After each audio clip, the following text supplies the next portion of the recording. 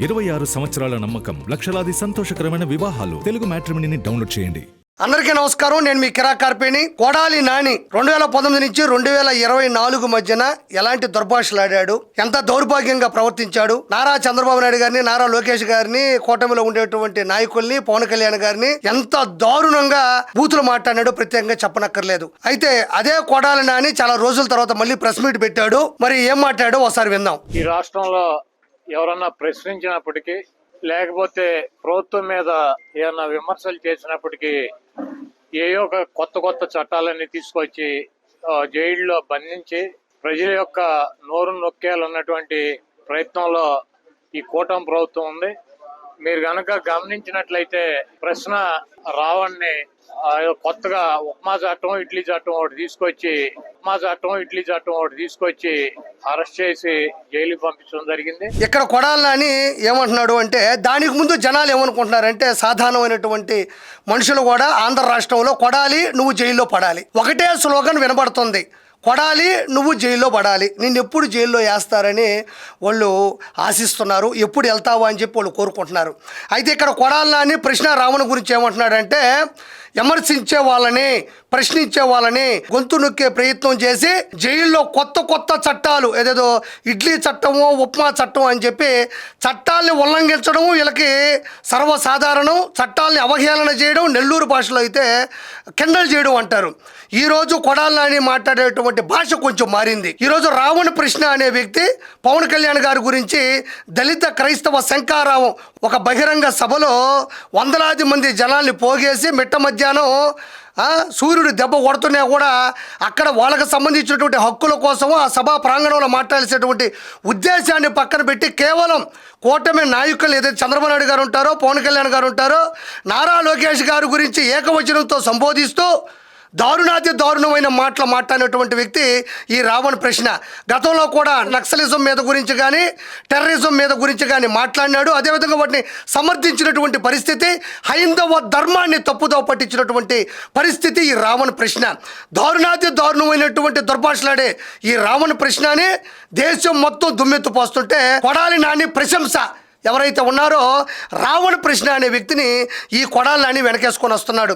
గతంలో కొడాలి నాని భాష అసెంబ్లీలో కావచ్చు, బయట కావచ్చు ఎంత దారుణంగా ఉండేదో ప్రతి ఒక్కరికి తెలిసిందే.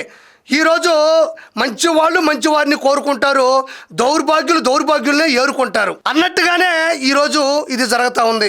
అలాంటి వ్యక్తిని అరెస్ట్ చేసి లోపల తీసుకెళ్తే ఆ చట్టాల గురించి ఇడ్లీ చట్టం, ఉప్మా చట్టం అంటున్నారు. ఈరోజు గుర్తుపెట్టుకో కొడాలి నాని, నిన్ను లోపలేసిన తర్వాత, నువ్వు రిమాండ్ ఖైదీగా సెంట్రల్ జైలుకి వెళ్ళిన తర్వాత ఈరోజు టిఫిన్ ఏంటో చెప్పమా అంటే వాళ్ళు అంటారు ఉప్మా అని. కావాలంటే చూసుకో, ఇడ్లీ ఉప్మా చట్టం అన్నావు, ఇడ్లీ ఏమో నాకు తెలియదు కానీ నీకు పెట్టబోయేది ఉప్మా. అలాంటి ఉప్మా తినేటప్పుడు నీ పరిస్థితి ఎలా ఉంటుందో, నిన్ను లోపల ఎలా వేసి ఎలాంటి ట్రీట్మెంట్ ఉంటుందో కంపల్సరీ ఉంటుంది. నువ్వు ఖచ్చితంగా లోపలికి వెళ్తావు, వెళ్ళేది రేపో ఎల్లుండో అన్నట్టుంది. ఈరోజు మరీ కనబడకపోతే, మరీ వినబడకపోతే, ఏదో ఒకటి చెప్పకపోతే మళ్ళీ అన్న అధికారంలోకి వస్తాడు, మనకి క్యాబినెట్ మినిస్టర్ ఎవడో ఇస్తాడు అనే భయంతో ఈరోజు వచ్చావు తప్ప నీకు మాట్లాడాలనే ఉద్దేశం లేదు. గతంలో నారా చంద్రబాబు నాయుడు గారు, లోకేష్ గారిని, పవన్ కళ్యాణ్ గారిని నువ్వు మాట్లాడినటువంటి భాష ఈరోజు చాలా తగ్గింది. అంటే నీ శిష్యుడు మాట్లాడేసరికి నువ్వు మాట్లాడలేని పరిస్థితులు ఉండేసరికి మనోడిని సమర్థిస్తున్నావు. తర్వాత ఏం మాట్లాడుతున్నావు ఒకసారి విందాం. అతను మాట్లాడినటువంటి వ్యాఖ్యలు ఇప్పుడేం కొత్తగా మాట్లాడినటువంటి వ్యాఖ్యలు కాదు. ఎందుకంటే ఈ రాష్ట్రంలో ముఖ్యమంత్రులుగా, ఉప ముఖ్యమంత్రులుగా అనేక రకాలైనటువంటి పదవుల్లో ఉన్నటువంటి వ్యక్తులే అంతకన్నా ఇంకా భయంకరమైనటువంటి భాషలో మాట్లాడినటువంటి పరిస్థితి ఉంది. అతను ఒక సంవత్సరం కాలం నుంచి కూడా పవన్ కళ్యాణ్ ని ముఖ్యంగా ఎక్కువ అతని గురించి మాట్లాడతాం, అతని మీద పోస్టులు పెడతాం, ఇవన్నీ జరుగుతున్నాయి. కొడాలని ఇక్కడ ముఖ్యమంత్రులు లేదంటే ఉప ముఖ్యమంత్రులు, వివిధ క్యాబినెట్ శాఖలకు సంబంధించిన వాళ్ళు కూడా ఇంతకన్నా దారుణంగా మాట్లాడుతున్నట్టున్నావు. నారా లోకేష్ గారు కానీ, పవన్ కళ్యాణ్ గారు కానీ, నారా చంద్రబాబు నాయుడు గారు కానీ నీ భాష కానీ, కృష్ణ రావణ మాట్లాడినటువంటి భాష కానీ ఎక్కడైనా మాట్లాడినట్టు ఒక క్లిప్ కానీ, ఒక వీడియో కానీ చూపించగలవా? ఏ వీడియో కూడా డిలీట్ చేసినటువంటి చరిత్ర కూటమిలో ఉండేటువంటి నాయకులకు ఆ బుద్ధే లేదు.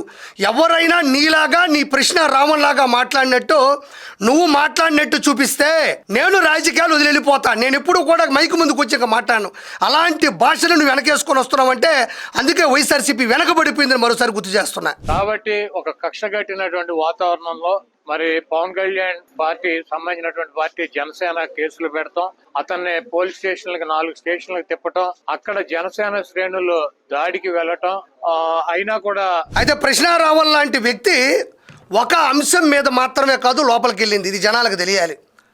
ఉగ్రవాదం గురించి, నక్సలిజం గురించి, హైందవ ధర్మం గురించి, దానితో పాటు ఒక గౌరవనీయులైన ఉప ముఖ్యమంత్రి, ముఖ్యమంత్రి, వివిధ శాఖలకు సంబంధించిన నాయకుల గురించి దారుణాతి దారుణంగా మాట్లాడుతూ దాన్ని సమర్థించడం వల్ల వివిధ సెక్షన్లో అతను లోపలికి వెళ్ళాడు. కక్ష కట్టి లోపలికి పంపించారు అని చెప్పడం ఎంతవరకు సమంజసం అని నేను కొడాలి నానిని ఈరోజు ప్రశ్నిస్తున్నా. ఒకసారి ఇది మళ్ళీ వినండి. ఒక కక్ష కట్టినటువంటి వాతావరణంలో మరి పవన్ కళ్యాణ్ పార్టీ సంబంధించినటువంటి పార్టీ జనసేన కేసులు పెడతాం, అతన్ని పోలీస్ స్టేషన్లకు 4 స్టేషన్లకు తిప్పటం, అక్కడ జనసేన శ్రేణులు దాడికి వెళ్ళటం అయినా కూడా మరి మేజిస్ట్రేట్లు బెయిల్ ఇవ్వటం వలన కొత్తగా ఉపమా చట్టం అని ఒకటి తీసుకొచ్చి అతను జైలుకి పంపించడం జరిగింది.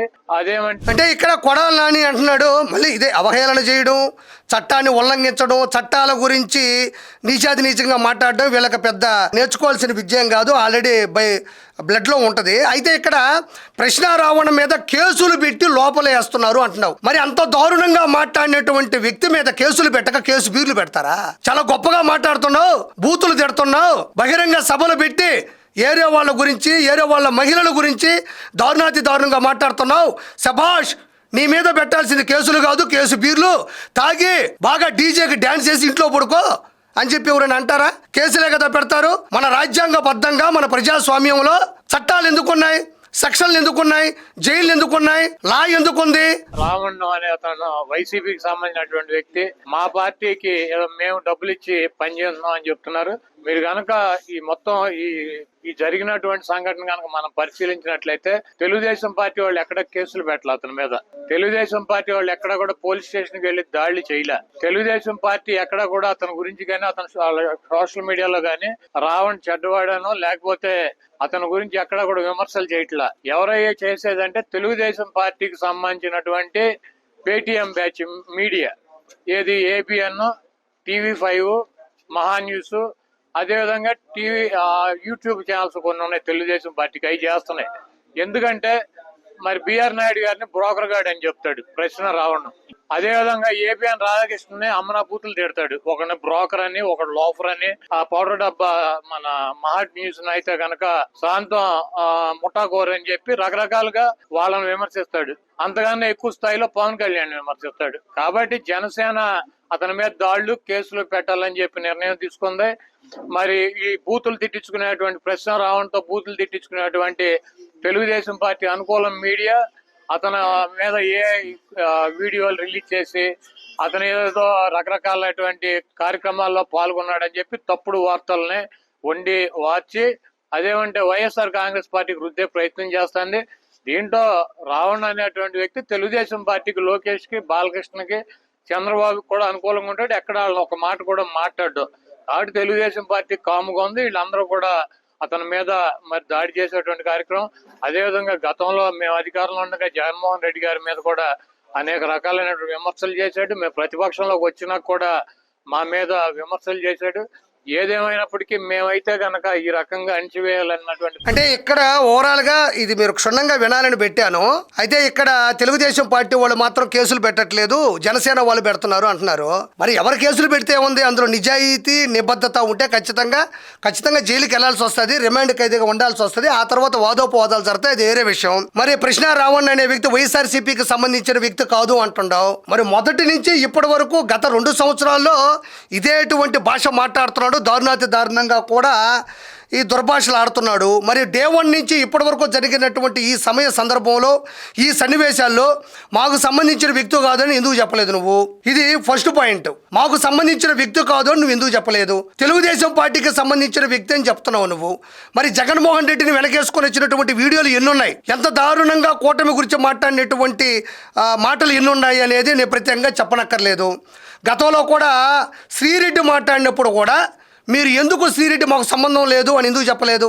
బోరుగడ్డ అనిల్ విషయంలో, పంచప్రభాకర్ విషయంలో కూడా వీళ్ళు ముగ్గురు పార్టీకి సంబంధం లేదు అని మీరు ఎందుకు చెప్పలేదు? వెనకేసుకొని రాబట్టే కదా ఈరోజు మనం 11 తెచ్చుకున్నాం. గతంలో నీ భాష అంటే కొడాలి నాని అనే నీ భాష, పేరు నాని, అంబటి రాంబాబు, రోజారెడ్డి, మరి పోసాని కృష్ణమురళి, వల్లభనేని వంశీ, మీ అందరి భాష ఎంత దారుణంగా ఉండిందో ప్రత్యేకంగా చెప్పనక్కర్లేదు. మీకు మీ భాష మాట్లాడే వాళ్ళంటే విపరీతమైన ఇష్టం. అందుకని ఈ కృష్ణ రావణ్ అనే వ్యక్తి విర్రవీగా మాట్లాడుతూ ఉంటే పెద్ద వీరుడు మాదిరిగా మీరు దండేసి దండం పెట్టారు తప్ప నువ్వు పార్టీకి పిండం పెడుతున్నావురా అని ఏ రోజు అడిగినటువంటి పరిస్థితి లేదు. ఈరోజు రావణ్ ప్రశ్న అతను మీ పార్టీకి సంబంధం లేదు అన్నప్పుడు పట్టించుకోబాకండి. ఈరోజు అతన్ని వెనకేసుకొని వచ్చే ప్రయత్నం నువ్వు చేసి మళ్ళీ దొరికిపోయినటువంటి పరిస్థితి ఉంది. కాబట్టి మీరు దొంగతనం చేసిన చోటే, అబద్ధాలు చెప్పిన చోటే దొరికిపోవడం మీకు విలువైన విద్య. కాబట్టి 100% కొడాలి, నువ్వు జైల్లో పడాలి, ఖచ్చితంగా లోపలికి వెళ్తావు.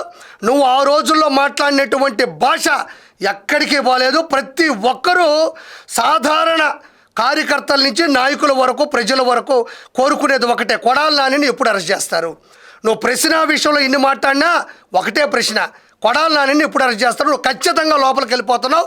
తస్మాత్ జాగ్రత్త. Thank you so much.